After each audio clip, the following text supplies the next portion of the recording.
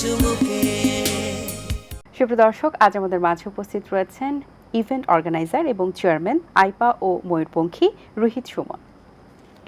শুভ সকাল, কেমন আছেন? আসসালামু আলাইকুম, শুভ সকাল। আলহামদুলিল্লাহ ভালো আছি, আপনি কেমন আছেন? ওয়ালাইকুম আসসালাম, আলহামদুলিল্লাহ ভালো আছি। শুরুতে একটু জানতে চাই যে আইপা যে অনুষ্ঠানটি আপনি করতে চলেছেন সেটি সম্পর্কে কি পরিকল্পনায় কাজ কতদূর এগিয়েছে? প্রথমত এটিএন বাংলাকে ধন্যবাদ এবং সেই সাথে আপনাদের অনুষ্ঠানের সাথে যারা জড়িত আছেন সবাইকে অনেক ধন্যবাদ আমাকে আমন্ত্রণ জানানোর জন্য এবং আইপা নিয়ে কিছু বলার জন্য। আইপা হচ্ছে আমাদের ইন্টারন্যাশনাল প্রফেশনাল অ্যাচিভার, যেখানে সব সেক্টরের প্রফেশনাল ব্যক্তিবর্গদের নিয়ে আমরা প্রতি বছর এই আয়োজনটি করি। এই বছর হচ্ছে আমাদের দ্বিতীয় আসর এবং গতবারের তুলনায় এবার আমাদের পরিকল্পনা অনেক বৃহৎ এবং একটু বড় পরিসরে আমরা করছি এবং আলহামদুলিল্লাহ আমরা প্রায় 1 মাস আগে থেকেই আমাদের কার্যক্রম শুরু হয়েছে এবং আমরা এখন একবারে ক্লোজিং পিরিয়ডে আছি এবং 2 আগস্টকে টার্গেট রেখেই আমাদের যাবতীয় যে প্রস্তুতি আছে, প্রি প্ল্যান এবং কারা কারা থাকবেন, কারা কারা পারফর্ম করবেন, কাদেরকে আমরা সম্মানিত করছি, সেটার একটা চূড়ান্ত কাজ চলছে এবং এটাকে আরেকটু বড় পরিসরে যেহেতু এই বছর আসরটা আমরা করব এবং কিছু ইউনিক ব্যক্তিদেরকে আমরা এই বছর সম্মানিত করতে যাচ্ছি। বিশেষত দুটো জিনিস নতুন যুক্ত হচ্ছে, বিশেষ সম্মাননা এবং আজীবন সম্মাননা। তো বিশেষ সম্মাননা ইতিমধ্যে আমাদের পরিচিত কিছু মুখ যুক্ত হয়েছে, আরও কিছু ফেমাস মুখ তারা যুক্ত হবেন এবং আজীবন সম্মাননা আমরা একটু সারপ্রাইজ রেখেছি। এটা আমরা কিছুদিনের মধ্যেই আমরা আনুষ্ঠানিকভাবে ঘোষণা করব এবং সেই সাথে এই বছর থেকে আমাদের আনুষ্ঠানিকভাবে আমাদের আইপা যে অ্যাওয়ার্ডটা সেটার একটা নতুনত্ব নিয়ে আমরা যাত্রা শুরু করেছি।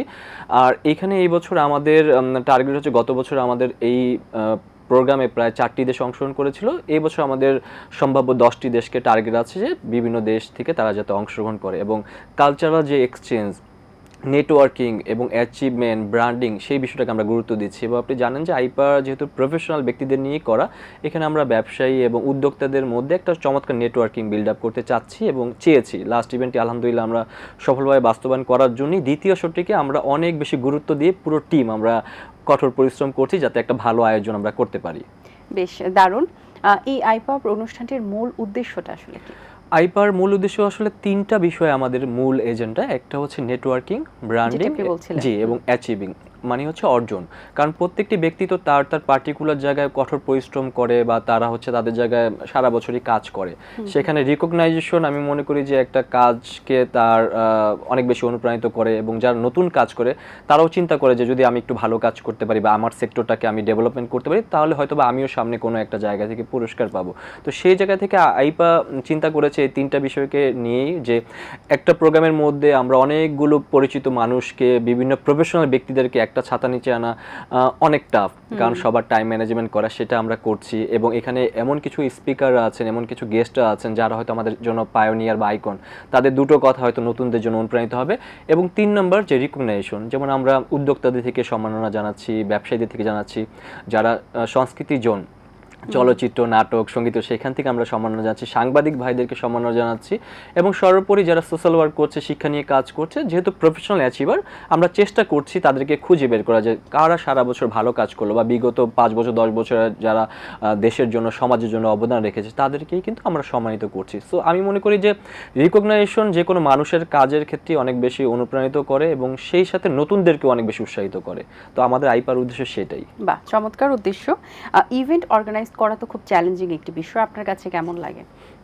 অবশ্যই দেখতে দেখতে তো অনেকটাই সময় পার হলো। আসলে এক্সপিরিয়েন্স তো প্রতিদিনই শিখছি, নতুনত্ব, নিজেও বিভিন্ন প্রোগ্রামে অ্যাটেন্ড করছি, সেখান থেকে শিখছি, নতুন নতুন মানুষের কাছ থেকে অনেক কিছু লার্ন করছি।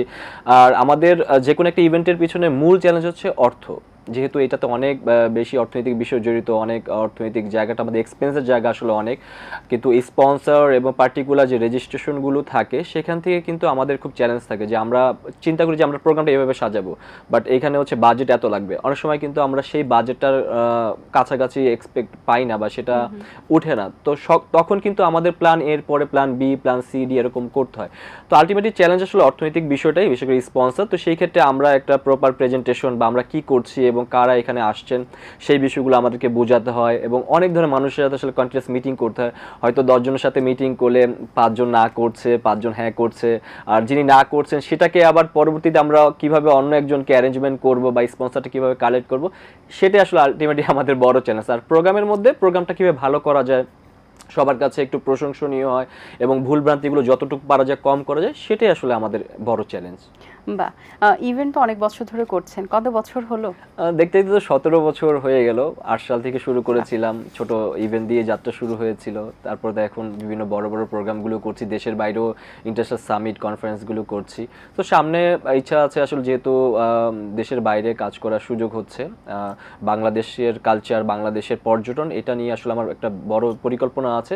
যেহেতু আমরা পর্যটন ক্ষেত্রে অনেকটাই পিছিয়ে আছি। সো আমি চেষ্টা করি বিভিন্ন প্রোগ্রামে যখন অ্যাটেন্ড করি বা দেশের বাইরে বিভিন্ন রিকগনাইজেশনগুলো গ্রহণ করতে, সেখানে তো অনেক দেশের পার্টিসিপেন্টরা থাকেন, গেস্টরা থাকেন, সেখানে আমি বাংলাদেশকে সবসময় রিপ্রেজেন্ট করার চেষ্টা করি, বাংলাদেশের সৌন্দর্যপ্রিয় জায়গাগুলোর কথা বলার চেষ্টা করি। এবং নিজে যেহেতু পার্সোনাল ট্রাভেলিং খুব পছন্দ করি, আমার এটা পরিকল্পনা আছে যে এই খাতটা বা পর্যটন খাতটাকে কিভাবে উন্নয়ন করা যায় একজন উদ্যোক্তা হিসেবে, এবং সেই সাথে আমাদের বাংলাদেশ যাতে বিশ্ব পরিমণ্ডলে পরিচিত হয়, সেটা নিয়েও আমার পরবর্তীতে পরিকল্পনা আছে যে পর্যটন নিয়ে সামিট বা পর্যটন নিয়ে বড় কোনো পরিকল্পনা আছে, যেখানে বিভিন্ন দেশের মানুষ অংশগ্রহণ করবে এবং বাংলাদেশে তারা আসবে, বাংলাদেশের সৌন্দর্যপ্রিয় জায়গাগুলো দেখবে। কারণ অনেক প্রোগ্রামে দেখেছি যে সেখানে তাদের দেশের বিভিন্ন বিষয়গুলো তুলে ধরে এবং সেখানে পর্যটন একটা গুরুত্বপূর্ণ ফ্যাক্ট। তো যেহেতু আমি কালচার নিয়ে কাজ করছি এবং কালচারাল বিষয়টা কিন্তু কোনো বাউন্ডারি গণ্ডি বর্তায় না, কালচার কিন্তু সব জায়গার। তো আমাদের বাংলাদেশের কালচার যেহেতু সংস্কৃতি অনেক সমৃদ্ধ, সেটাকে বেস করেই আমরা পর্যটনটাকেও কিভাবে হাইলাইট করা যায় বিশ্ব পরিমণ্ডলে, সেটার জন্য আসলে আমি কাজ করছি আর কি। বাহ! খুব সুন্দর একটা বিষয় নিয়ে আপনি চিন্তা করছেন। এছাড়াও কিন্তু আপনি সামাজিক কাজ এবং আপনার যে ময়ূরপঙ্খী আছে সেখানেও এটি নিয়েও কাজ করছেন। তো সেই কাজগুলো কেমন চলছে? আসলে ময়ূরপঙ্খী তো আমার একটা আবেগের জায়গা। আমি আজকে আপনার সামনে কথা বলছি বা আমি একজন উদ্যোক্তা হয়েছি, এটা কিন্তু ময়ূরপঙ্খীর জন্যই। হয়তো এই ভলান্টিয়ার ওয়ার্কগুলো করার জন্য বা সামাজিক কাজ করার জন্য এতগুলো মানুষের সাথে পরিচিত হয়েছি, এতগুলো জেলায় গিয়েছি, অনেকগুলো শিক্ষা প্রতিষ্ঠানে কর্মশালা করেছি। তো সেই জায়গায় ময়ূরপঙ্খী তো নিয়মিত সামাজিক কাজগুলো করছে। সো রিসেন্ট যেহেতু এখন বর্ষাকাল চলছে, আমরা সরকার যে একটা এজেন্ডা নিয়েছে বৃক্ষরোপণ করে ব্যাপক হারে, আমরা সেটারই কাজ শুরু করে দিয়েছি এবং আমরা একটি শিক্ষা প্রতিষ্ঠানে আমাদের সেই আনুষ্ঠানিক বৃক্ষরোপণের মাধ্যমে ইতিমধ্যে আমরা এই বৃক্ষরোপণের কার্যক্রমটা শুরু করে দিয়েছি। সেই সাথে ছাদ বাগান বা কৃষি ক্ষেত্রে যে বিষয়গুলো আছে সেটা কাজ চলছে এবং আমাদের যেসব জেলা ভলান্টিয়ার আছে বা আমাদের যেসব সদস্য আছে তাদেরকেও বলা আছে যে আমরা এই বৃক্ষরোপণ কর্মসূচি কন্টিনিউসলি আমরা করব এবং বিভিন্ন স্কুলে আমরা শিক্ষার্থীদের মাঝে বিনামূল্যে গাছের চারা বিতরণ করব, যাতে তারা তাদের নিজ খালি জায়গায় এটা রোপণ করতে পারে। এবং সরকারের যে চমৎকার উদ্যোগটা নিয়েছে যে প্রায় মনে হয় 25 কোটির মতো তারা বৃক্ষরোপণ করবে, সেটার সাথে আমরা একজন স্টেক হোল্ডার হিসেবে থাকতে চাই। আর পাশাপাশি তো আমাদের যেসব উদ্যোক্তারা আছেন তাদের নিয়ে তো আমাদের সারা মাসেই বিভিন্ন পরিকল্পনা থাকে, তাদের নিয়ে উদ্যোক্তা মেলা থাকে, উদ্যোক্তা সেমিনার থাকে এবং নতুন উদ্যোক্তারা কিভাবে তাদের কাজটাকে গোছাতে পারবে বা তাদের যে বাধাগুলো আসবে সেটাকে অতিক্রম করতে পারবে, তারা তাদের ব্যবসা বাড়াতে পারবে, সেই বিষয়গুলো নিয়ে আমাদের নিয়মিত বিভিন্ন সেমিনার কনফারেন্সগুলো হচ্ছে। বাহ! আন্তর্জাতিক স্বীকৃতি এবং পরবর্তী যে পরিকল্পনা রয়েছে সেগুলো সম্পর্কে একটু জানতে চাই। আসলে সামাজিক কাজ করতে যে অনেকগুলো আন্তর্জাতিক পুরস্কার পেয়েছি, মালদ্বীপ থেকে, থাইল্যান্ড থেকে, ইউএই থেকে এবং আরও অনেকগুলো দেশ থেকে। তবে ইভেন্ট অর্গানাইজার হিসেবে আমার সাম্প্রতিক সময়ে থাইল্যান্ড থেকে দুটো বড় অ্যাচিভমেন্ট আমার ঝুলিতে যুক্ত হয়েছে। Thank you. একটি হচ্ছে বেস্ট সিইও হিসাবে এবং আরেকটি হচ্ছে কেএফ কালচার অ্যাওয়ার্ড, দুটোই থাইল্যান্ড থেকে আমি সাম্প্রতিক সময়ে অর্জন করেছি। সো এটা আমার ইভেন্ট অর্গানাইজার হিসেবে খুবই, যেহেতু প্রফেশনালি আমি একজন ইভেন্ট অর্গানাইজার, সো এই প্রফেশনে যেহেতু এই অ্যাওয়ার্ডগুলো আমি পেয়েছি, সো আশা করি সামনে আন্তর্জাতিক জায়গায় হয়তো বা আমাদের কাজের পরিধি, আমার কাজের পরিধিটা তারা মূল্যায়ন করবে এবং আরও অনেক অর্জন দেশের জন্য আসলে আনতে চাই। এর সাথে আরেকটু অ্যাড করবেন ইউএন ক্লাইমেট, ইউএন এবং সেই সাথে এসডিজি কনফারেন্স, এই বিষয়গুলো। জি, আমি একটু আগে বলছিলাম যে আমরা ময়ূরপঙ্খী এবং আমাদের পুরো টিম যেহেতু আমরা বৃক্ষরোপণ এবং ক্লাইমেট চেঞ্জ নিয়ে কাজ করছি এবং পরিবেশ উন্নয়নে যাতে আমাদের পরিবেশটা সুন্দর থাকে, আমাদের পরিবেশটা শান্ত থাকে, সেই জন্য যেহেতু ময়ূরপঙ্খী দীর্ঘদিন ধরেই এই বৃক্ষরোপণ, বৃক্ষ উপহার এবং পরিবেশ উন্নয়নে কাজ করছে, তো সেই সুবাদে জাতিসংঘ থেকে আমি ইউএন যে ক্লাইমেট এক্সচেঞ্জ প্রোগ্রাম, এটা আগামী 29 এবং 30 জুন ব্যাংককের জাতিসংঘের হেডকোয়ার্টার অনুষ্ঠিত হবে। তো সেখানে আমি বাংলাদেশের প্রতিনিধি হিসেবে আমন্ত্রিত ইতিমধ্যে পেয়েছি। তো আশা করি সেখানে অংশগ্রহণ করব এবং সেখানে বিশ্বের অনেক গুণী ব্যক্তি, বিভিন্ন দেশের মন্ত্রী, মিনিস্টার এবং পরিবেশ নিয়ে যারা কাজ করছেন সেসব অ্যাক্টিভিস্টরা থাকবেন। তো আশা করি সেখানে বাংলাদেশকে রিপ্রেজেন্ট করে বাংলাদেশের যে এজেন্ডাগুলো আছে সেটা হয়তো তুলে ধরতে পারবো এবং তাদের কাছ থেকে বেশ কিছু জিনিস শিখে হয়তো পরবর্তীতে সেটা আমি আমার সোসাইটি, আমি আমার দেশের জন্য কাজে লাগাতে পারবো বলে আশা করি ইনশাআল্লাহ। ডেফিনেটলি। তো এই ধরনের যে ইভেন্টগুলো করার ক্ষেত্রে আপনি অনেক সহযোগিতা প্রত্যাশা করেন অবশ্যই। কোন কোন সহযোগিতা প্রত্যাশা করার পরও হয় না বা খুব চ্যালেঞ্জিং ফেস করতে হয় বা অনেক চ্যালেঞ্জ ফেস করতে হয়, যেগুলো হলে খুব সহজ হয়? কোন দিকগুলো রয়েছে? আসলে আমি বলবো যে অর্থনৈতিক বিষয়টাই আমাদের জন্য চ্যালেঞ্জ। আমরা ওই যে একটু আগে বললাম যে আমরা ধরেন যে পরিকল্পনা করছি সেখানে তো একটা বাজেট থাকে। সেই বাজেটটা যদি আমাদের সরকারের যেসব ডিপার্টমেন্টগুলো আছে তারা যদি আমাদেরকে একটু সহায়তা করে, বিভিন্ন কোম্পানি আছে তাদের CSR ফান্ডগুলো আছে, তারাও যদি আমাদের প্রপোজাল পছন্দ করে আমাদেরকে তারা সেই পরিমাণ অর্থনৈতিক সাপোর্টগুলো প্রদান করে, বা বিভিন্ন এনজিওগুলো আছে, বিভিন্ন ফরেন যারা আছেন যে তারা সত্যিকারই সমাজের জন্য বা যেসব অর্গানাইজেশনগুলো ভালো কাজ করছে দীর্ঘদিন ধরে, তাদেরকে যদি আশা করি একটু সাপোর্ট প্রদান করে বা প্রজেক্ট ওয়াইজ কাজগুলো দেয়, আমার মনে হয় কাজগুলো করতে আমাদের সহজ হবে। যেহেতু আমাদের এটা সামাজিক ভলান্টিয়ার অর্গানাইজেশন, অনেকটা আমাদের নিজস্ব অর্থনীতি পরিচালিত হচ্ছে, আমরা অনেক বড় পরিকল্পনা করলেও আমাদের অর্থনীতি সীমাবদ্ধতার কারণে সেটা করতে পারছি না। তো বৃহৎ পরিসরে যদি কাজ করতে যাই, আমরা অবশ্যই বলবো যে বড় বড় কোম্পানি যারা আছেন বা যারা আসলে বিভিন্ন জায়গায় পৃষ্ঠপোষকতা করেন সামাজিক সংগঠনগুলোকে, এইসব সামাজিক কাজ, পরিবেশ উন্নয়নের কাজ বা সমাজ পরিবর্তনের জন্য, তো সেই ক্ষেত্রে আমার মনে হয় যে তাদের সহযোগিতা অব্যাহত থাকলে আমরা ভালো কিছু বড় একটা পরিবর্তন করতে পারবো বলে আশা করি। আচ্ছা, ইভেন্ট ম্যানেজমেন্ট নিয়ে কিন্তু অনেকে পড়াশোনা করছেন এবং তারাও অর্গানাইজার হতে চান এবং তারাও এই সেক্টরে আসতে চান, তাদের জন্য কি পরামর্শ থাকবে? আসলে যে কোনো প্রফেশনে আসার আগে সেই প্রফেশনটা কতটুকু তার মনের মধ্যে নিবে এবং সে কি আদৌ পারবে কিনা সেটাই আসলে ভাবা মূল বিষয়। আমি যখন শুরু করি আমার মধ্যে অনেক চ্যালেঞ্জ ছিল। আমার মাঝপথে মনে হয়েছে যে না, হয়তো এই প্রফেশনটা আমার জন্য না, বা আমার যে বাধাগুলো এসেছে, কিন্তু একটা সময় মনে হচ্ছে যে না, আমি তো এটা আসলে প্যাশন থেকে প্রফেশনে নিব। সো সেই জায়গায় আমার যতই কষ্ট আসুক আমার এটা ধরে রাখতে হবে, আমার বাধাগুলোকে আমাকে চ্যালেঞ্জ হিসেবে নিতে হবে এবং এটা আমার এক্সিকিউট করতে হবে। আমি একটা জিনিস বিশ্বাস করি যে আপনি যদি বিফল হন আপনার গল্প কেউ শুনবে না, আপনি যদি সফল হন তাহলে আপনার গল্পটা মানুষ মধুর মতো করে শুনবে।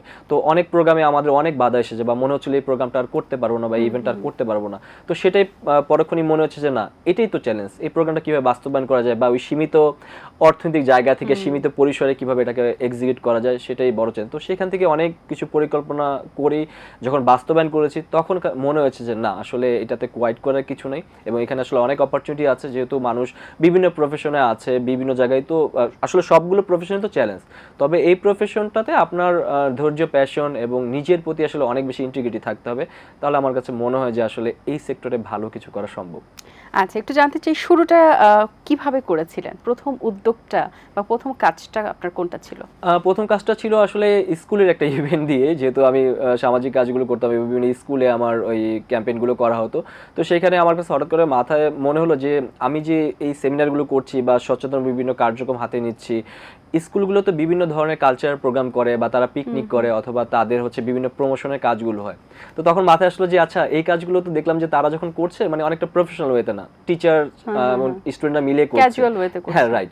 তো তখন আমার কাছে মনে হলো যে আচ্ছা, এই কাজগুলো আমি যদি একটু প্রপোজাল দিই আমার মতো করে যে আমি এই কাজগুলো করতে চাই, বা এটা একটা আপনারা সবকিছু আমাদেরকে থিমটা দিবেন, আমরা সাজিয়ে দিব, আপনারা শুধু প্রোগ্রামটা উপভোগ করবেন। তো এরকম করতে যে অনেকগুলো স্কুলে টিচারদের মানে হেডমাস্টারদের সাথে বা কর্তৃপক্ষের সাথে কথা বলেছি। তো তখন যেহেতু 17 বছর আগে নিজেও স্টুডেন্ট ছিলাম, দেখতেও অনেক হ্যাংলা পাতলা ছিলাম, হয়তোবা অ্যাপ্রোচটা তাদের পছন্দ না, অথবা অ্যাপ্রোচ পছন্দ হলে হয়তোবা দেখে তাদের ভালো লাগেনি, তবে হাল ছাড়িনি। তবে একটা সময় ব্যাটে বলে মিলে যায়, একটা প্রোগ্রামের দায়িত্ব পাই। সেখানে হচ্ছে তাদের স্কুলের সম্ভবত একটা বড় গেদার ছিল, যেখানে তারা কালচারাল প্রোগ্রাম করে এবং শিক্ষা নিয়ে একটা কার্যক্রম হয়। তো সেখানে অনেকগুলো স্কুলেরই বিভিন্ন কর্তৃপক্ষ বা প্রিন্সিপাল ছিলেন এবং সেখানে ইভেন্টটা এতটুকু সাকসেসফুল হয়, সেই স্কুলে এখন বর্তমানে কম স্টুডেন্ট থেকে অনেক বেশি পরিমাণে স্টুডেন্ট হয়েছে এবং আমার ম্যানেজমেন্ট গোছানো, আমার টিম নিয়ে কাজ করা তাদের পছন্দ হয়।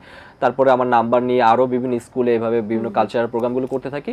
এরপর তো মাথায় আসলো যে আসলে একটু বড় পরিসরে আসা দরকার, যারা পরিচিত মুখ তাদের নিয়ে কিছু কাজ করা দরকার। তারপর তো আস্তে আস্তে বিভিন্ন বড় বড় কালচারাল প্রোগ্রামগুলো করলাম, তারপর হচ্ছে বিভিন্ন সামিটগুলো করছি, দেশের বাইরে শো করলাম কয়েকটা দেশে, সেখানে কনফারেন্স করলাম। এর মধ্যে ময়ূরপঙ্খী যেটা আমার অর্গানাইজেশন, সেটা থেকে তো আমি প্রতি বছর আরেকটি প্রোগ্রাম করি, ময়ূরপঙ্খী স্টার অ্যাওয়ার্ড। ময়ূরপঙ্খীতে যেসব সেলিব্রিটিরা আমাদের বিভিন্ন সামাজিক কাজে এসেছেন বা ময়ূরপঙ্খী যেসব ভলান্টিয়ার 1 বছর বা 2 বছর বা বিভিন্ন সময় ভালো ভালো কাজগুলো করছেন বা আমাদের পৃষ্ঠপোষক যারা আছেন তাদেরকে নিয়ে এটা করা হয়।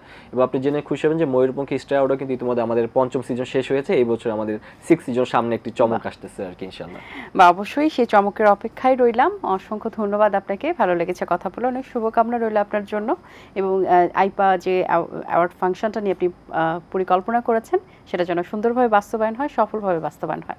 ভালো থাকবেন। আমাকে আমন্ত্রণ জানানোর জন্য। দর্শক, আশা করছি আয়োজন ভালো লেগেছে। আজ এই পর্যন্তই, দেখা হবে আগামী পর্বে নতুন কোনো অতিথির সঙ্গে। সেই পর্যন্ত ভালো থাকবেন, সুস্থ থাকবেন, এটিএন বাংলার সাথেই থাকবেন। সকলকে আল্লাহ হাফেজ। দিন আসে দিন যায়, সময়টা চলে যায়, তবু আছি এই বেশ ভালো। জীবনটা রঙময়, যেভাবেই হওয়া চাই, নয় কভু সাদা কালো, এই আশাতে স্বপ্ন ভাসে, সুখ হাসে চোখে মুখে, চায়ের চুমুকে,